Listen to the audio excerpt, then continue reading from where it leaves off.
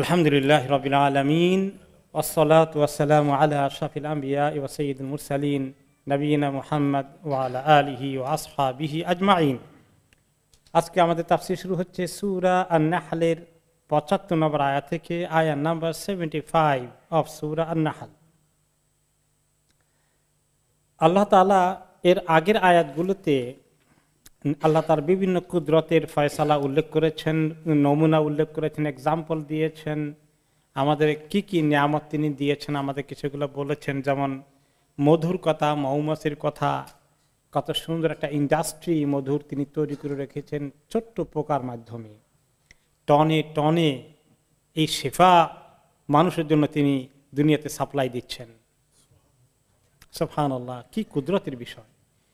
এত কিছু থাকা সত্ত্বেও মানুষ কিভাবে সে আল্লাহ তাআলাকে যিনি সৃষ্টিকর্তা তাদের জন্য এত কিছু করলেন, এত ফেভার করলেন, আর সে আল্লাহ তাআলাকে তারা ভুলে যায়, অন্য কোনো নিজেদের হাতে গড়া মাবুদ বানিয়ে তাদের কাছে চায়, তাদের কাছে দরখাস্ত দেয়, তাদের কাছে পরিত্রাণ চায়। তো এই যে মানুষের দুরবস্থা, মানুষকে আরো বোঝানোর জন্য মক্কার কাফিরদেরকে তারা এতে মূর্তি পূজা করত, তাদেরকে তাওহীদ বোঝানোর জন্য আল্লাহ তাআলা আরো এক্সাম্পল দিলেন, সরেজমিনে প্র্যাকটিক্যালি উদাহরণ দিয়ে বোঝানোর জন্যে। দরাবাল্লাহু মাসালান আবদাম মামলুকা, আল্লাহ তাআলা মিসাল দিয়েছেন, উদাহরণ দিয়েছেন, দিচ্ছেন একটি কৃতদাসের, এমন একটি মানুষের উদাহরণ দিচ্ছেন যে ব্যক্তি আবদান মামলুকান, কৃতদাস, এবং তার একজন মালিক আছে, সে মালিকের আন্ডারে আছে। লা ইয়াকদিরু আলা শাই, এবং সে তার নিজের কিছুই করার থাকে না, তার মালিক আছে, সেই মালিকের কথা মানা ছাড়া তার নিজস্ব কোনো চয়েস নাই, কোনো কিছুতে নিজস্ব এখতিয়ার নেই। সে মালিক বলে এটা করো ওটা করো, এছাড়া তার কিছু করার উপায় থাকে না। এই ব্যক্তি কি তোমরা যদি সামনে রাখো, আর আরেকজন মানুষের উদাহরণ নাও, আমার রাযাকনাহু মিন্না রিজকান হাসানা, আরেকজন মানুষকে দেখো যে তাকে আমি কৃতদাস বানাইনি, বরঞ্চ সে স্বাধীন, এবং তারকে আমি অনেক রিজিক দিয়েছি, সুন্দর রিজিক দিয়েছি, টাকা পয়সা সব কিছু দিয়ে তাকে আমি ধন্য করেছি। ফাহুয়া ইউনফিকু মিনহু সিররান ওয়া জাহরা, এবং সেই টাকা পয়সাকে খরচ করে তার নিজের কাজে, কোনো সময় চ্যারিটি দেয়, গোপনে প্রকাশ্যে, তার এই স্বাধীনতা রয়েছে। আর যে কৃতদাস, সে মালিকের যদি কোনো কাজও করে, কিছু বিক্রি করতে বাজারে পাঠায়ও, এই টাকার মালিক তো সে না, এনে আবার কার হাতে দিতে হবে? মালিকের হাতে দিতে হয়। এইরকম একটা কৃতদাস আর একজন স্বাধীন মানুষ যার ইচ্ছা আছে, যার এখতিয়ার আছে, হাল ইয়াস্তাউন, এরা দুইজন কি বরাবর? এরা দুইজন কি সমান? তাহলে যার কোনো এখতিয়ার নেই সে, আর যার এখতিয়ার আছে, যা করতে চায়, করার সুযোগ আছে, দুই রকম তো এক হতে পারে না। তো কাজেই তোমাদের যে মাবুদগুলো আছে এদের কোনো ইচ্ছা নেই, কারণ এরা হচ্ছে মূর্তি, কিছুই করতে পারে না। এরা তো ওই মানুষকৃত দাসের থেকে অবস্থা আরো কাহিল। মানুষকৃত দাস ইচ্ছা করলে পালিয়ে যেতে পারে, ইচ্ছা করলে কিছু চুরি করে নিতে পারে, কিন্তু এই মাবুদের কিচ্ছু করার নাই, কোনো হরকত করতে পারবে না, কিচ্ছু বলতে পারবে না, তার কোনো কিছু করার ক্ষমতা নাই। এরকম কেমনে করে তোমাদের মাবুদ হয়? আর তার মোকাবিলায় যে আল্লাহ আছেন, সে আল্লাহ তো শুধুমাত্র খরচ করতে পারেন না, তোমাদেরকে দেন, সবাইকে সৃষ্টি করেন। তোমরা কি এই পার্থক্যটা বুঝো না? সৃষ্টিকর্তা আল্লাহ যে সব কিছু দেন, মানুষকে দিলেন, সেই আল্লাহকে বাদ দিয়ে এইরকম একটা মাবুদের কাছে কেমনি তোমরা যাও? আলহামদুলিল্লাহ বাল আকসারুহুম লা ইয়ালামুন। আলহামদুলিল্লাহ, আল্লাহ তাআলা নিজেই বলছেন আলহামদুলিল্লাহ। আল্লাহ তাআলা তো, আল্লাহর জন্য কত প্রশংসা সবাই করছে। লিল্লাহি মুলকুস সামাওয়াতি ওয়াল আরদ ইউসাব্বিহু লাহু মা ফিস সামাওয়াতি ওয়াল আরদ, আকাশ জমিনের কত কিছু আল্লাহ তাসবিহ করছে, আল্লাহর হামদ করছে। তোমরা যদি আল্লাহর হামদ না করো, প্রশংসা না করো, স্বীকার না করো, ঈমান না আনো, কথা না মানো, তাহলে কি আল্লাহ তাআলার অনেক ক্ষতি হয়ে যাবে? আল্লাহর জন্য তো প্রশংসা হয়েই আছে, থাকবেই। আল্লাহ তোমাদের প্রশংসার আকাঙ্ক্ষী নন, কিন্তু তোমাদের অবস্থা কি? বাল আকসারুহুম লা ইয়ালামুন, এই অধিকাংশ মানুষ পৃথিবীতে তারা তাওহীদ বাদ দিয়ে শিরকে গেল, জেনে গেল না না জেনে গেল, খুব জ্ঞান অর্জন করে গিয়েছে, এরা না জানার মূর্খতার আচরণ করেছে। কি জানলো এই মূর্তির কি ক্ষমতা আছে, কেমনে মূর্তি ফসল বাড়াইয়ে দিবে বলেন?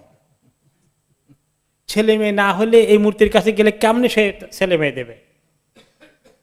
বিপদে পড়লে তার কাছে মাথা খুঁটালে এরকম করে পড়ে থাকলে সেজদায় করে আধা ঘন্টা 1 ঘন্টা কি করার আছে তার?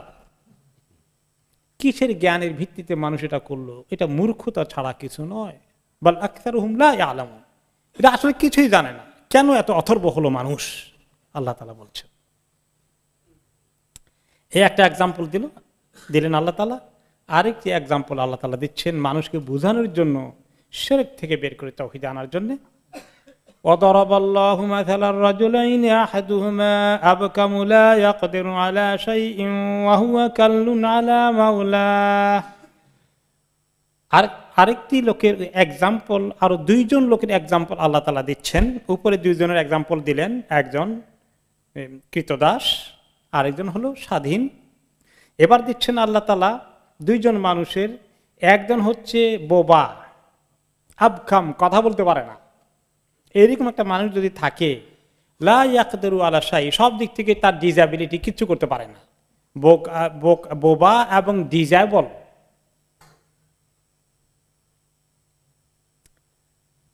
এখন লা ইয়াকদিরু আলা শাই ওয়া হুয়া কাল্লুন আলা মাওলাহ, আর এই লোকটা তার মনিবের উপরে, এরকম একটা কৃতদাস যদি থাকে, সে তার মনিবের উপরে নির্ভরশীল, মনিবের বোঝা হয়ে আছে, তাকে যে লুক আফটার করে সে তার উপরে নির্ভরশীল। এটা মনিবের ক্ষেত্রে, কৃতদাসের ক্ষেত্রেও হতে পারে, আর এটা হতে পারে যে কোনো মানুষের ক্ষেত্রে। মনে করে কারো কারো ছেলে মেয়ে আছে, আল্লাহ তাআলা মাফ করুন, পরীক্ষা থেকে অনেকে ডিজাবল এরকম ছেলে মেয়ে আছে, কত কষ্ট হচ্ছে তাই না? তাকে সব কিছু করতে হয় মা বাবা অথবা কেয়ার, নিজে তার কিছুই করতে পারে না তাই না? তার কাপড় চেঞ্জ করতে পারে না, খেতে পারে না, কোনোটাই পারে না। তো এই যে বোঝা হয়ে আছে, কাল্লুন আলা মাওলা, এরকম একটা মানুষ আইনামা ইউআজ্জিহু লা ইয়াতি বিখাইর, তাকে কোনো দিকে পাঠালে কোনো খায়ের নিয়ে আসতে পারবে, কোনো কিছু আনতে পারবে, কোনো কিছু কল্যাণকর তার দ্বারা ঘটবে না। তাকে বরং সবাই হেল্প করতে হবে, সে কারো হেল্পে আসবে না। এইরকম একটি লোক। আর আরেকটি লোক যদি পাওয়া যায় সম্পূর্ণ সুস্থ এবং কর্মক্ষম, সুস্থ সাবলীল, হাল ইয়াস্তাউই হুয়া ওয়া মান ইয়ামুর বিল আদল ওয়া হুয়া আলা সিরাতিম মুস্তাকিম, আর তার মোকাবিলায় এমন একটি সত্তা রয়েছে বা এমন একটি ব্যক্তি রয়েছে, যে ব্যক্তি সুন্দর করে কথা বলতে পারে এবং সে ইনসাফ কায়েম করে, হকের উপরে আছে এবং সে অনেক কিছু করতে পারে। এই ব্যক্তি আর ওই রকম একটি ডিজেবল মানুষ এক কি করে হতে পারে? ওয়া হুয়া আলা সিরাতি মুস্তাকিম, আর এই লোকটি সিরাতে মুস্তাকিমের উপরে আছে, তার দ্বীনের উপরে আছে, কোরআনের উপরে আছে, হাদিসের উপরে আছে। তো এইরকম 2 জন লোক যদি তোমরা দেখো, তাহলে এই 2 জন কি করে সমান হয়? তারা কখন হাল ইয়াস্তাউই হুয়া ওয়া মান ইয়ামুর বিল আদল, ওই লোকটা আর যে ব্যক্তি এত সুস্থ মানসিকভাবে, শারীরিকভাবে, সে ইনসাফের কথা বলে করে এবং অন্যদেরকে ইনসাফের দিকে ডাকে, নিজে হকের উপরে আছে, সিরাতে মুস্তাকিমের উপরে আছে, এরা 2 জন কি সমান? কখনো নয়। তো তোমরা যারা এরকম বোবা কিসিমের মূর্তির পূজা করো, তোমাদের কি দূর অবস্থা? তোমরা নিশ্চয়ই তোমাদের কোনো জ্ঞানকে, বিবেককে, যে আল্লাহ তাআলা তোমাদেরকে ন্যাচারালি দিয়েছিলেন, ভালো মন্দ বুঝার জন্য যে মগজ দিয়েছিলেন, বিবেক দিয়েছিলেন, এগুলোকে কোনো কাজে লাগালা না। তাহলে তোমরা কখনোই ওই লোকের মতো হতে পারবে না যে ব্যক্তি হক চিনেছে, সিরাতে মুস্তাকিমের উপর যাকে আল্লাহ নিয়ে এসেছেন। আজকে এক ভাইয়ের সাথে কথা হচ্ছিল, কোনো একটি ধর্মের নাম বললে আবার এগুলো অন্য ধর্মের ব্যাপারে একটা আপত্তিকর কথা হয়ে যায় কিনা বলে একটা ডকুমেন্টারি দেখলাম বিবিসিতে, কোনো এক ধর্মের, উপমহাদেশের একটি ধর্মের। তিনি দেখে বললেন যে আল্লাহ এত বিশ্রী কারবার, ধর্মের অনেক কিছু নিয়ে আসছে, নাপাকের মধ্যে তারা ডুবে আছে, ধর্মীয় চর্চা করতে গিয়ে তারা নাপাকের মধ্যে ডুবে আছে। তিনি বললেন আহারে, আমি এটা দেখে আমার কাছে মন থেকে আসলো যে আলহামদুলিল্লাহ, আল্লাহ তাআলা চাইলে তো আমাকে ওদের মতো করতে পারতেন। কিভাবে আল্লাহ তাআলা আমাকে অন্ধকার থেকে আলোর দিকে নিয়ে এসেছেন, আল্লাহ তাআলাকে চেনার সুযোগ দিলেন। এই এই নিয়ামতটা আপনি আমি সে দেখতে একই রকম মনে হয়, হাত পা চলাফেরা খাওয়া দাওয়া একই রকম করি, কাপড় চাপড় অনেক সময় মনে হয় না একই রকম, কিন্তু কি নিয়ামত আল্লাহ আমাকে দিলেন আর কি নিয়ামত থেকে আল্লাহ তাকে বঞ্চিত করলেন।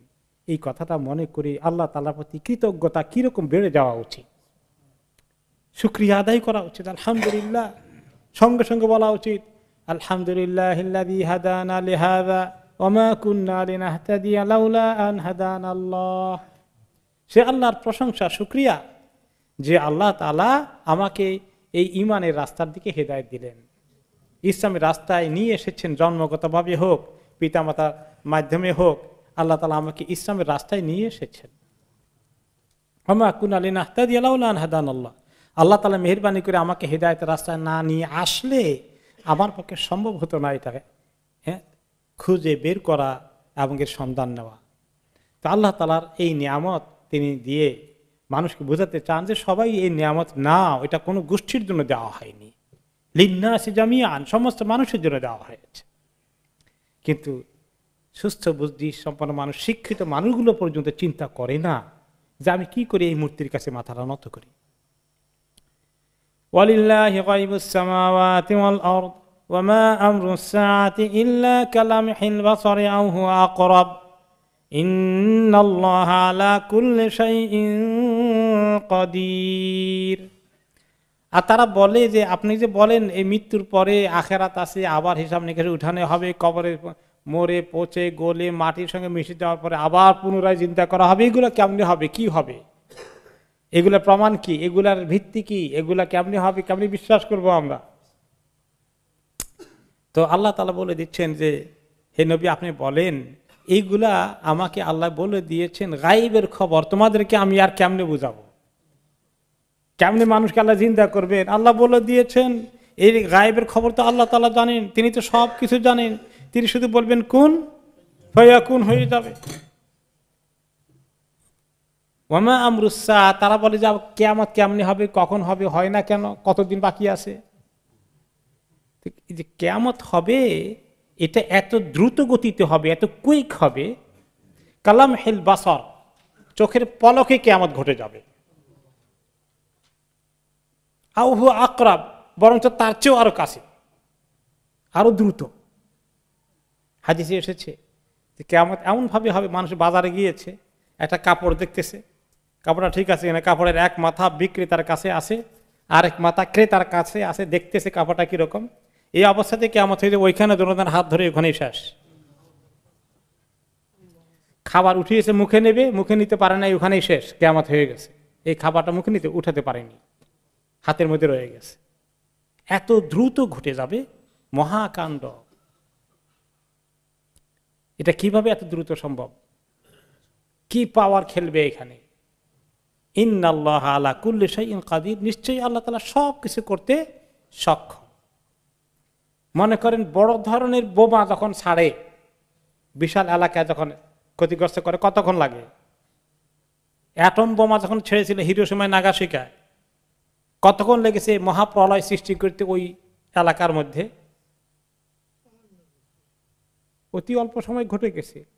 সৃষ্টি মানুষ যদি এমন কিছু আবিষ্কার করার তৌফিক আল্লাহ মানুষকে দেন যে ধ্বংস করতে কয়েক ঘন্টা লাগে না, কয়েক মিনিট, কয়েক সেকেন্ড, হ্যাঁ, অ্যাটম বোমার এই বাটন চেপে দিলেই কয়েক সেকেন্ডে, কয়েক মিনিটে লঙ্কা কাণ্ড ঘটে যাবে। তো মানুষ যদি এর দূর পারে, আমার আল্লাহর কুদরত কত দূর। সায়েন্টিফিক এই সমস্ত ডেভেলপমেন্ট এবং টেকনোলজিক্যাল ডেভেলপমেন্টের কারণে, বিজ্ঞানের উন্নতির কারণে এখন আল্লাহর ক্ষমতা বুঝতে কি সুবিধা হয়েছে না কষ্ট হয়ে গেছে? বেশি সুবিধা হয়ে গেল। একটা বাটন টিপলে দুনিয়ার কি ঘটে যাচ্ছে। তো আল্লাহ তাআলার সৃষ্টিকর্তা যিনি, তার ক্ষমতা কুদরত কি হবে বোঝা আরো সহজ হয়ে গেছে। আল্লাহু আখরাজাকুম মিন বুতুনি উম্মাহাতিকুম লা তা'লামুনা শাইআন ওয়া জা'আলা লাকুমুস সামআ ওয়াল আবসারা ওয়াল আফইদা। আল্লাহ তাআলা তোমাদেরকে সৃষ্টি করে বের করে নিয়ে এসেছেন মায়ের পেট থেকে। তোমাদের মায়ের পেট থেকে যখন পৃথিবীতে আনলেন আল্লাহ তাআলা, তোমরা ভূমিষ্ঠ হলে, তোমাদের জন্ম হলো, কতটুকু জ্ঞান নিয়ে এসেছিলে? লা তা'লামুনা শাইআ, কিচ্ছু জানো না তখন। বাচ্চাদের নলেজ কত থাকে মায়ের পেট থেকে যখন আসে? কিচ্ছু নাই, কোনো খবর নাই, কোনটা ঠান্ডা কোনটা গরম কিছুই বুঝে না। খালি মায়ের পেট থেকে গরম জায়গায় আসছিল, যে দুনিয়াতে এসে ঠান্ডা লাগে ও চিৎকার শুরু করে দিল, এছাড়া আর কিচ্ছু বুঝে না। এই একদম এইরকম কোনো জ্ঞান নাই, এরকম তোমাদেরকে নিয়ে এসেছেন আল্লাহ তাআলা। এরপরে আস্তে আস্তে কত জ্ঞান তোমাদেরকে দিলেন। আর তোমাদেরকে আল্লাহ তাআলা মায়ের পেট থেকে যখন আনলেন, ওয়াজআলা লাকুমুস সামআ, তোমাদেরকে আল্লাহ তাআলা কান দিলেন, শুনতে পাও, শ্রবণ শক্তি দিয়েছেন। এখানে কি মেশিন রয়েছে কানের মধ্যে, কিভাবে কথাগুলো আমাদের ভিতরে ঢুকে আর আমরা শুনি।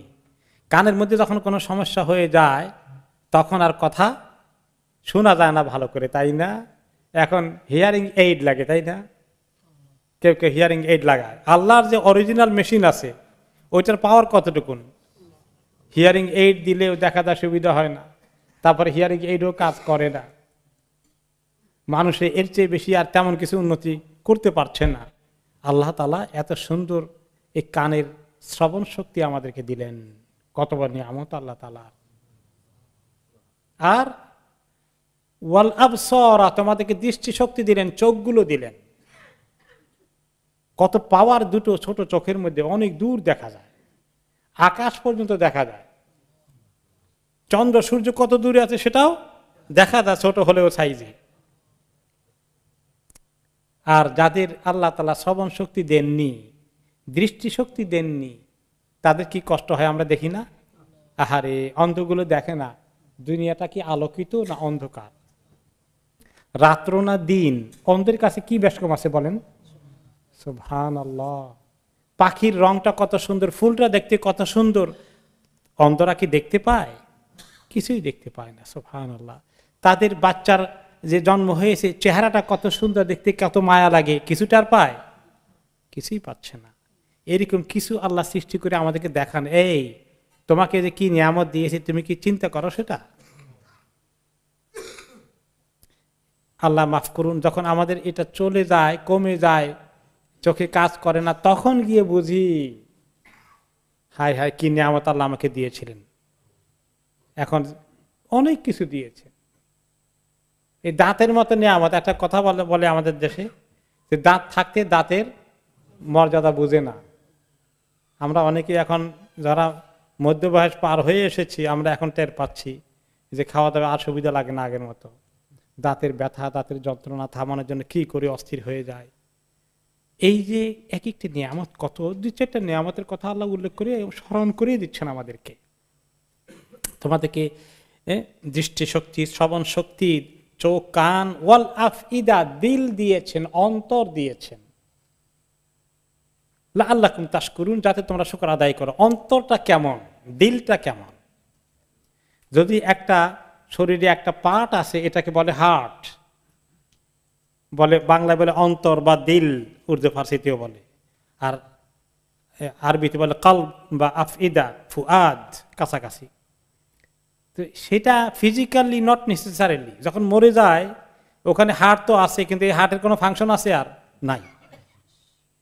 তাহলে আসলটা তো এই যেটা বডির মধ্যে গোস্ত এক টুকরা দেখি হার্ট, এটা আসল জিনিস না, যদিও এটার মধ্যে আসলটা আছে, কিন্তু আসলটা কই চলে যায়? সেইটার মধ্যে কি কি আছে? অন্তরের মধ্যে অনেক মায়া, মমতা, ভালোবাসা, সুখ দুঃখের বেদনা, সুখ শান্তি, দুঃখ কষ্ট, সব কিছুর কেন্দ্র কোনটা? এই অন্তর। এই ফিলিং, অনুভূতি সব এখানে। এবং এটা কারণে, তা না হলে তো আমরা মেশিন হয়ে যেতাম, কম্পিউটারের মতো হয়ে যেতাম। কম্পিউটারের অন্তর আছে নাকি? কিন্তু অনেক কাজ করে তো, সে অনেক কাজ করে, সে এটা করে সেটা করে, কি তার সুখ দুঃখ কিছু আছে নাকি? কিছু দেখলে আনন্দে খুশি হয়ে যায় নাকি? কিছুই হয় না, তার কোনো কিছুই পাওয়ার উপায় নেই। অন্তরটা একটা নিয়ামত ইটসেলফ। চাইলে আল্লাহ তাআলা এমন সৃষ্টি করতে পারতেন, কম্পিউটারের মতো আমরা চলতাম সবাই, এখানে কোনো অন্তর থাকতো না, দিল থাকতো না। আমাদের সব কিছুর অনুভূতির কেন্দ্র হচ্ছে এই দিল। আল্লাহকে চেনার জন্য এই দিল, আল্লাহর কাছে কৃতজ্ঞতা প্রকাশ করার জন্য এই দিল, এটাও একটি আল্লাহর বড় নিয়ামত। তিনি দিয়ে আমাদেরকে অনন্য একটি সেরা সৃষ্টি হিসাবে সৃষ্টি করেছেন। এবং আমাদের দিলটা অবশ্যই অনেক ডিফারেন্ট দেন পশু পাখির দিল। আমাদের দিলের মধ্যে যা কিছু করার সুযোগ রয়েছে, পশু পাখিকে এত সুযোগ আল্লাহ তাআলা দেননি। সেই বৈশিষ্ট্য দিয়ে তিনি সৃষ্টি করে বললেন যে এত কিছু দিলাম, এগুলো তোমরা সব ভোগ করো, এনজয় করো। আমার তো আশা ছিল লা আল্লাকুম তাশকুরুন, আশা করেছিলাম তোমরা সবাই শুকরগুজার হবে, কৃতজ্ঞতা প্রকাশ করবে, আমাকে স্বীকৃতি দেবে, আমার কথা মানবে। কতটুকুন হচ্ছে আমাদের দ্বারা? তো আল্লাহ তাআলা আমাদের নিজেদের দেখালেন, আবার সৃষ্টির দিকে আমাদের চোখ নিয়ে যান, দেখো সৃষ্টির মধ্যে আমার কি কি নিদর্শন আছে এবং তোমাদের জন্য আমি আরো কি কি নমুনা রেখেছি, আলামত রেখেছি।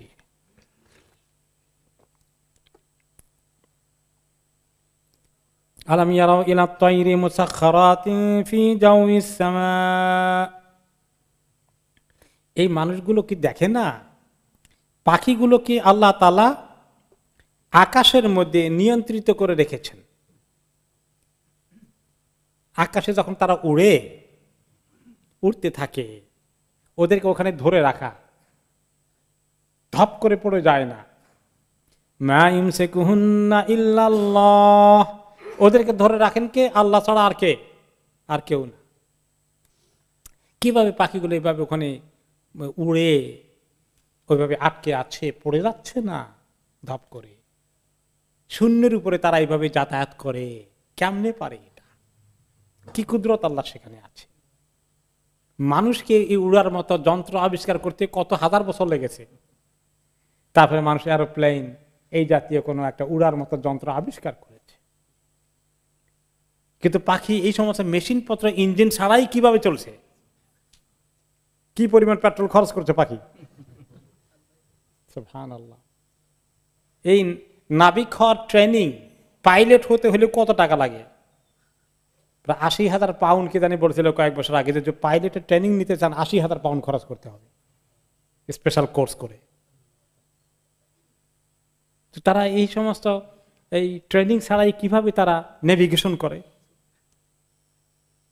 এবং তাদের নেভিগেশন কি? রাশিয়ার থেকে, সাইবেরিয়া থেকে পাখিরা, শীতের পাখি কোথায় যায়? বাংলাদেশে পর্যন্ত যায়। কয় হাজার মাইল? আল্লাহ, হাজার হাজার মাইল, হিসাব করলে কিতাব মিশা। কিভাবে যাচ্ছে যে ওই দিকে টার্গেট, এবং তারা মিস করছে না, দলে দলে যাচ্ছে কি সুন্দর করে। এত লম্বা জার্নি করতে পারে। মা ইমসিকুহুন্না ইল্লাল্লাহ, আল্লাহ ছাড়া কে তাদেরকে এভাবে ধরে রাখবে সেখানে আকাশের মধ্যে, শূন্যের মধ্যে? সূরা মুলকে আল্লাহ তাআলা বলেছেন মা ইমসিকুহুন্না ইল্লার রহমান। রহমান আল্লাহ, এত দয়ার সাগর, যিনি এত দয়ালু, তিনি তাদেরকে ধরে রাখেন সেখানে। ইন্না ফি যালিকা লাআয়াতিন লিকাওমিন ইউমিনুন। এই সব কিছুর মধ্যে যে কত নিদর্শন আছে, কত আলামত আছে, কত চিহ্ন আছে ওই লোকগুলোর জন্য যারা ঈমান আনতে চায়। এগুলো দেখেই তাদের কাছে মনে হয় যে আল্লাহ তো আছেন, সৃষ্টিকর্তা তো আছেন, তা না হলে এভাবে হতে পারত না। আল্লাহু জাআলা লাকুম মিন বুয়ুতিকুম সাকানাও ওয়া জাআলা লাকুম মিন জুলুদিল আনআমি বুয়ুতা। আল্লাহ তাআলা তোমাদের জন্য তোমাদের ঘরগুলো থেকে আল্লাহ তাআলা সাকান বানিয়েছেন। এখন ঘরগুলোকে সাকান বানিয়েছেন। সাকান শব্দের দুটো অর্থে ব্যবহৃত হয়। একটা সাকান মানে বাসস্থান, আরেকটি সাকানের অর্থ হলো সুকুন থেকে, পিস, রেস্ট, প্রশান্তি, এটা শান্তির নীড়। আল্লাহ তাআলা ঘর বাড়িগুলোকে বলেছেন দুটো জিনিস, এটা বাসস্থান, পাশাপাশি আবার এটা শান্তির জায়গা। তার মানে আপনার যদি বাড়িঘর কিছু হাম্বল হয়, ছোটখাটো বাড়িঘর হয়, আপনি সফর করে আরেক জায়গায় 5 স্টার হোটেলেও থাকেন, কিন্তু আপনার মনটা ছুটে থাকে কোথায়? বাড়িঘরের দিকে। ওইখানে এত আনন্দ লাগে না, মজা লাগে না। ঘরে আসলে যে শান্তিটা লাগে, আপনার নিজের বিছানায় শুলে যে শান্তিটা লাগে, তাই না? এটার নাম সাকান। এই আল্লাহ তাআলা তোমাদেরকে ঘরের এইরকম সাকান তৈরি করার কনসেপ্ট দিয়েছেন, যে তোমরা নিজেদের জন্য বাসা বাড়ি ঘর বাড়ি বানাও, থাকার ব্যবস্থা করতে পারো, তার মধ্যে একটা শান্তি আছে, সেখানে সংসার জড়াও, ছেলে মেয়ে, স্ত্রী পরিবার নিয়ে তোমার থাকার জায়গা আছে, এটা একটি শান্তির ঠিকানা তোমার জন্য। অনেক দুনিয়ার অনেক ঝামেলার থেকে ঘরে এসে মানুষ একটু নিঃশ্বাস নেয়, ফ্রি হয়, কাপড় চোপড় খুলে রিল্যাক্স হওয়ার মতো জায়গা হলো ঘর। আর কোনো জায়গায় রিল্যাক্স হওয়া যায় না। তো তোমরা এটা দেখো যে কিভাবে ঘরকে তিনি তোমাদের শান্তির জায়গা করে দিলেন, যেগুলো আমরা স্থায়ীভাবে ঘর বাড়ি বানাই। আরব দেশে আবার বেদুইন ছিল অনেক, তাদের স্থায়ী ঘর বাড়ি ছিল কিনা? ছিল না। যাযাবরের মতো তারা ছিল, তাদের স্থায়ী ঘর বাড়ি নাই। তাদের ঘর বাড়ি কোনটা?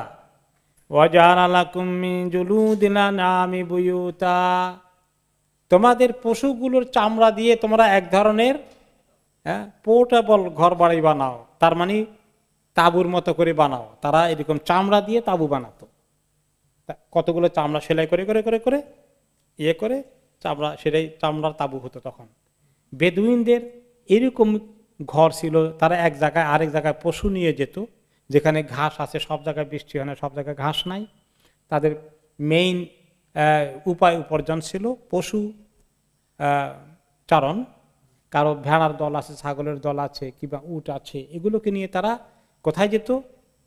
যে সমস্ত জায়গায় একটু ঘাস টাস রয়েছে, এগুলোকে কি বলে? শব্দ আছে না, যে সমস্ত জায়গায় ঘাস টাস পাওয়া যায়,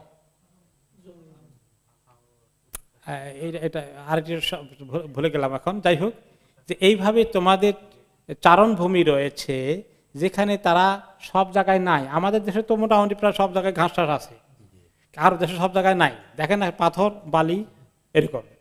তো কোনো জায়গায় একটু নিচু ভূমি আছে, ওয়াদি আছে, উপত্যকা আছে, সেখানে তারা নিয়ে যেত। ওইখানে মোটামুটি 1 সপ্তাহ 2 সপ্তাহ 1 মাস 2 মাস 3 মাস মোটামুটি ঘাস টাসগুলো খেয়ে পরে দেখা গেল যে ওখানকার ঘাস শেষ হয়ে গেছে। এখন আবার ওখান থেকে তারা আরেক জায়গায় খবর নেবে কোন জায়গায় এরকম চারণভূমি পাওয়া যায়, যেখানে ঘাস টাস আছে, খোঁজ নিয়ে আবার সেখানে চলে যাবে, সেখানে এরকম কয়েক সপ্তাহ কয়েক মাস থাকবে। তাদের কোনো নির্দিষ্ট এরকম ঘর টর নাই, ওদের ঘর হলো তাঁবু। যেভাবে আমাদের দেশে বেদের মেয়ে লোকজন আছে যে যাযাবরের মতো, এই দেশে এই সমস্ত দেশে কি আছে? জিপসিরা আছে, টেম্পোরারি শেল্টারের মতো। এই তার এখন স্ট্রাকচার বানিয়েছে, তা আগে ছিল তাঁবুর মতো। হ্যাঁ, যাই হোক, এই যাযাবরের মতো জিন্দেগি তারা যাপন করত। সেদিকে আল্লাহ তাআলা উল্লেখ করে বললেন যে তোমরা কি করো, তাদের তোমাদের যে মিন জুলুদুল আনামি বুয়ুতা, পশুদের চামড়া থেকে বানানো তোমাদের ঘর, টেম্পোরারি ঘর, তাঁবুর মতো তোমরা নিয়ে টেন্টের মতো ক্যারি করো।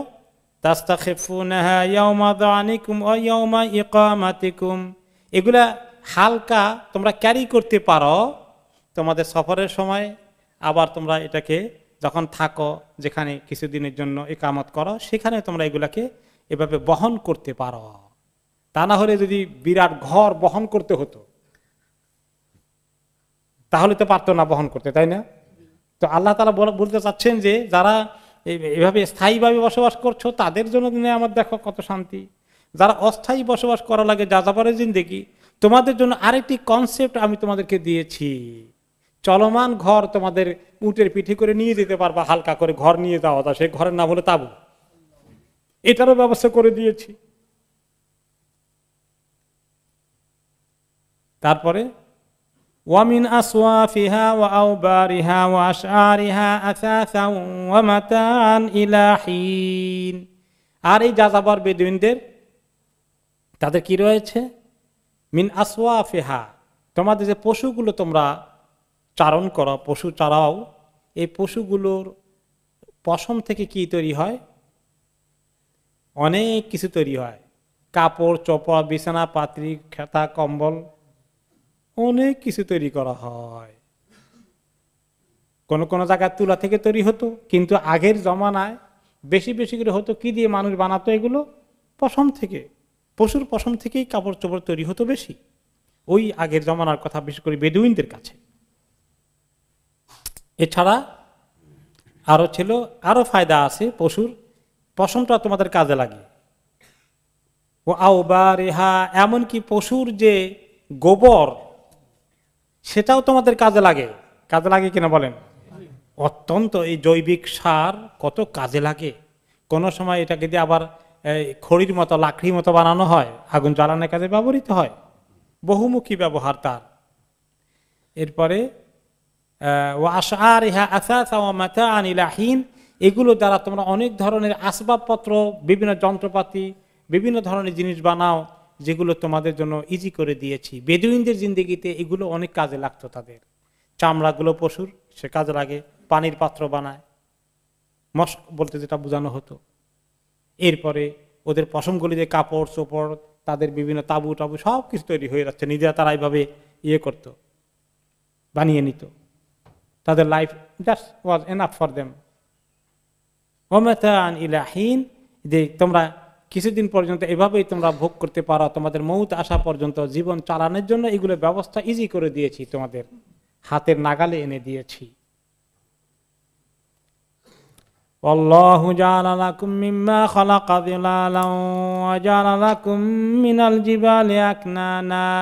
আরো দেখো কি কি দিয়েছি। আরব দেশের সিনটাকে আল্লাহ তুলে ধরেছেন, যে আল্লাহ তাআলা তোমাদের জন্য জেলাল বানিয়েছেন, ছায়ার ব্যবস্থা করেছেন। আমাদের দেশে আমরা যখন ছোটকালে কোন কোন জায়গায় গ্রামে গঞ্জে রিক্সাও ছিল না, তাই না? আমরা হেঁটে যেতাম স্কুল কলেজে মাদ্রাসায়, হেঁটে যেতাম হাট বাজারে, 1 মাইল 2 মাইল 3 মাইল 4-5 মাইলের দূরে আছে কোন কোন জায়গায়। দুপুরবেলা হেঁটে গেলে একটু পরে আহারে এমন রোদ মাথার উপরে, কোনো একটা গাছের ছায়া পাওয়া যায় কিনা, তখন গাছের নিচে ছায়া নিচে রেস্ট নিয়েছি, তাই না?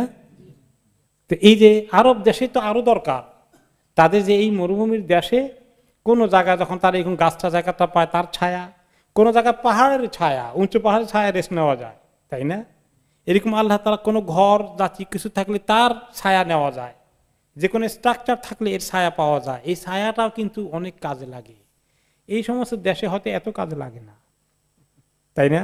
কিন্তু আমাদের দেশে, আরব দেশে আরো কত বেশি কাজে লাগে। আফ্রিকায় খরা, কঠিন রোদের মধ্যে এক জায়গা থেকে আরেক জায়গায় গেলে কিছুক্ষণ পরে ছায়ার মধ্যে রেস্ট নেওয়া যে কত জরুরি হয়ে পড়ে, কত কাজে লাগে। এমনকি এই তো আপনি হজে উমরায় গেলে হাঁটছেন, একটু মাথার উপরে কিছু নাই, ছাতিও নিতে পারেন নাই, পরে যদি দেখেন যে একটা স্ট্রাকচারের মতো আছে, একটা বিল্ডিং এর ছায়া পাওয়া যাচ্ছে, কিছুক্ষণ তার তলে হাঁটলে সুবিধা হবে, ওই সময় বোঝা যায় যে এটা ছায়া কত কাজের জিনিস। আর এই সময় দেশে মেঘ বেশি থাকে, তো এখানে ছায়ার দাম কি আছে?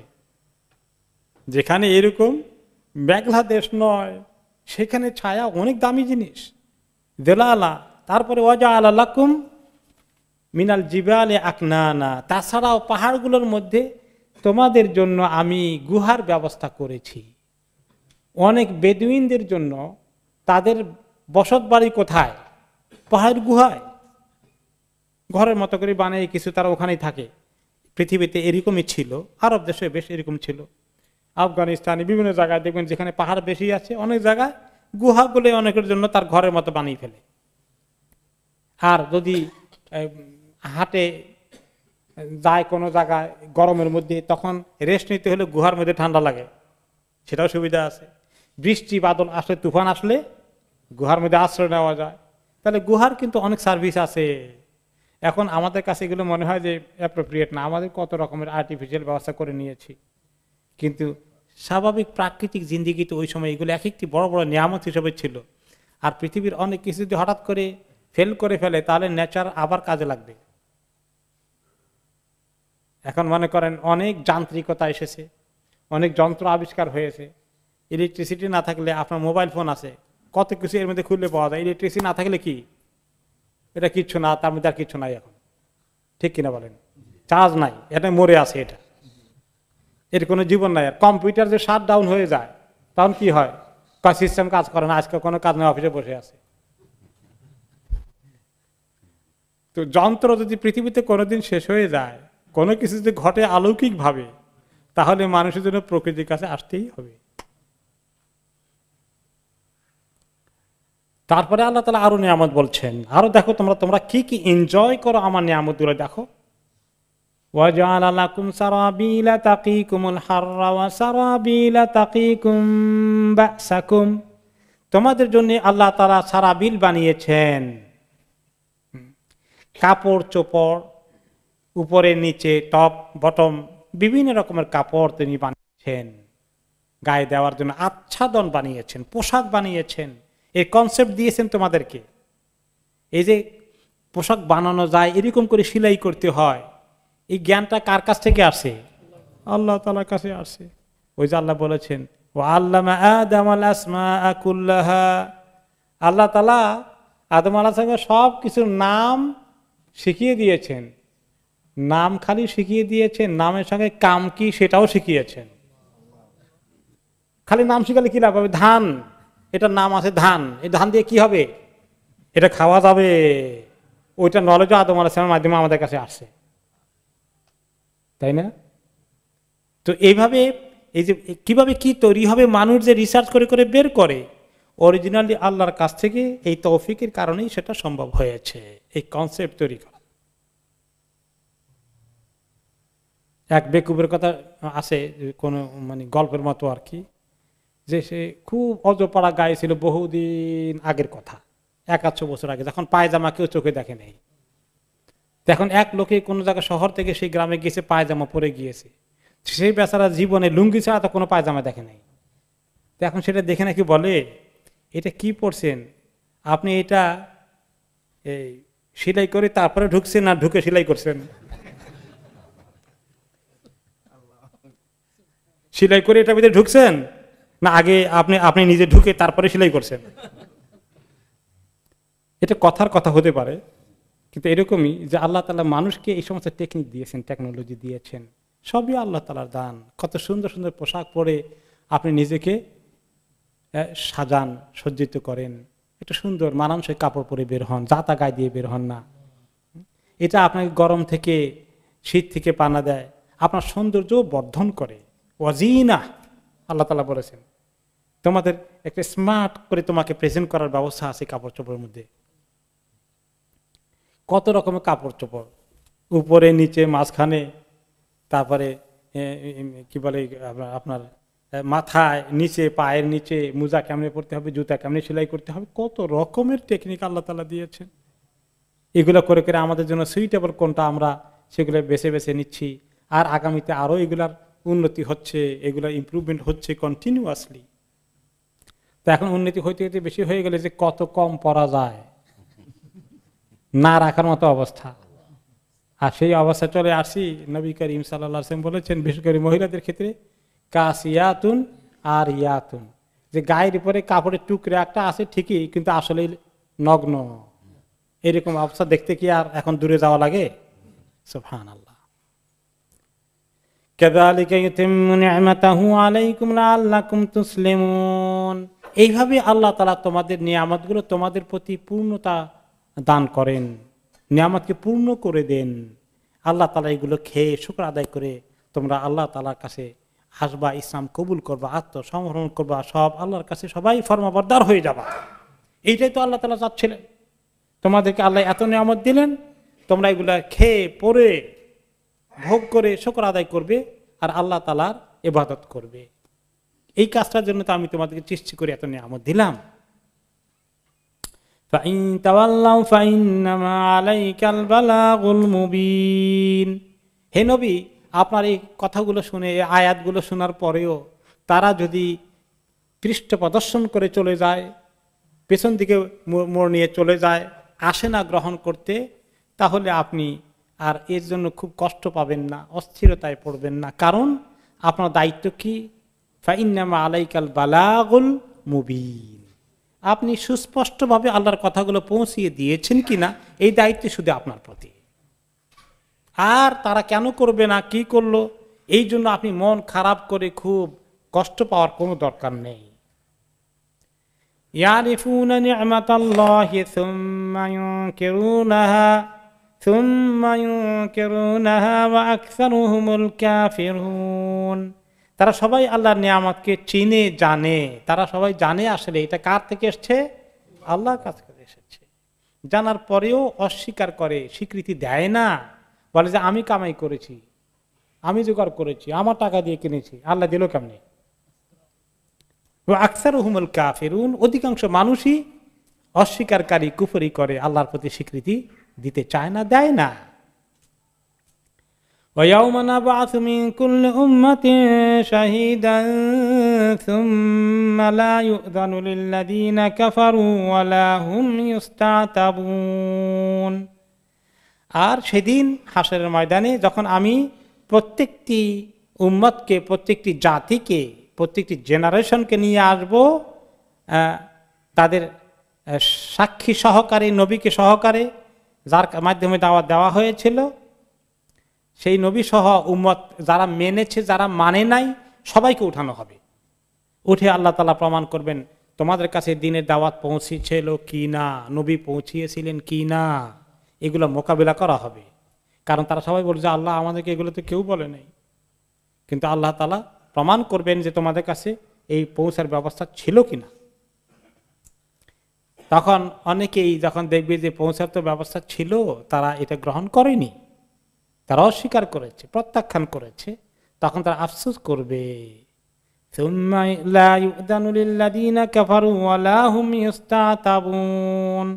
তখন কাফেরদেরকে বিভিন্ন ওজর দেওয়ার কোনো সুযোগ দেওয়া হবে না, যে আল্লাহ আমার কাছে আসছিল ঠিকই, কিন্তু আমি একটু ব্যস্ত ছিলাম, খেয়াল করতে পারি নাই।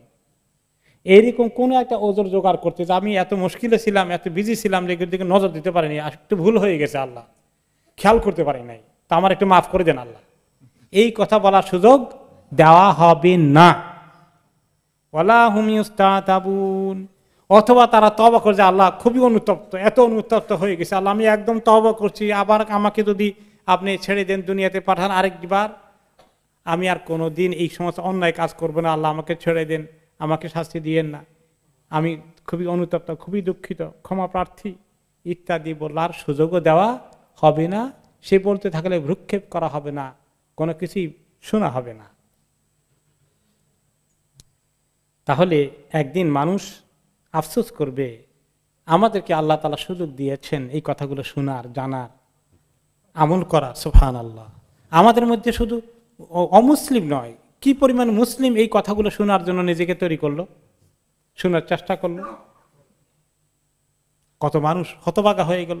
আমরা যারা শুনলাম, আমাদের অবস্থা কি, এই কথাগুলো শোনার হক কি আমরা আদায় করছি কিনা, কোন পর্যায়ে আমরা আছি, প্রত্যেকেরই চিন্তা করা দরকার।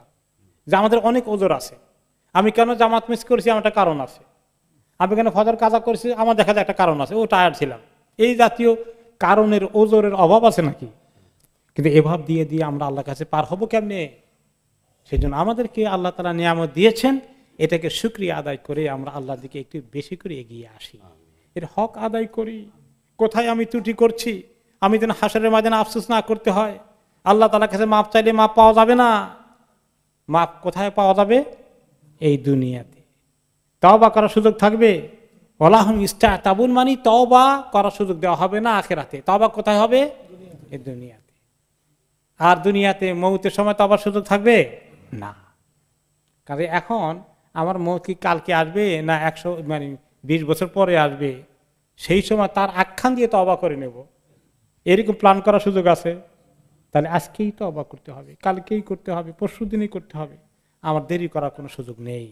এটাই আল্লাহ তাআলা বলার উদ্দেশ্য হচ্ছে, আমরা যারা কোরআন পড়বো, পড়ছি, শিখছি, মেসেজটা আমাদের জন্য নিতে হবে সর্বপ্রথম। আর যারা পাইনি তাদের কাছে পৌঁছতে পারি কিনা আমরা চেষ্টা করব। কাজেই আমরা যারা আল্লাহ তাআলা আমাদেরকে তৌফিক দিয়েছেন যে আমরা কোরআনের কথা শুনি, শুনতে আসি, এই কথাগুলো আমরা নিজেরা আমল করি, আল্লাহ তাআলা যেন আমাদেরকে তৌফিক দান করেন। আর যারা আমাদের আশেপাশে আছে মুসলিম, আমাদের আত্মীয় স্বজন গাফেল হয়ে আছে, তাদেরকে শোনাই, শোনার ব্যবস্থা করি, তাদেরকে নিয়ে আসি। আর যারা এই দেশে আছে অমুসলিম, তাদের কাছেও কিভাবে আল্লাহর কথাগুলো পৌঁছতে পারি, তার জন্য সবাই আমরা চেষ্টা করি, কিছু কিছু ভাঙ্গাচোরা হলেও যে যেখানে আসি ইসলামের দাওয়াত দেওয়ার জন্য অনেক বড় শিক্ষিত হওয়া লাগে না, অন্তর থাকলে আলহামদুলিল্লাহ চেষ্টা করলে ভাঙ্গাচুরা ল্যাঙ্গুয়েজ দিয়েও বোঝানো যায়। আসুন আমরা এভাবে নিজেরা প্রত্যেকেই সচেতন হই যে আল্লাহ তাআলা হাসরের দিনে যে এই পরিস্থিতিগুলি সৃষ্টি হয়ে যাবে বলে দিলেন, আমি যেন তার জন্য তৈরি হয়ে যাই। আল্লাহ তাআলা যেন আমাকে সেই তৌফিক দান করেন।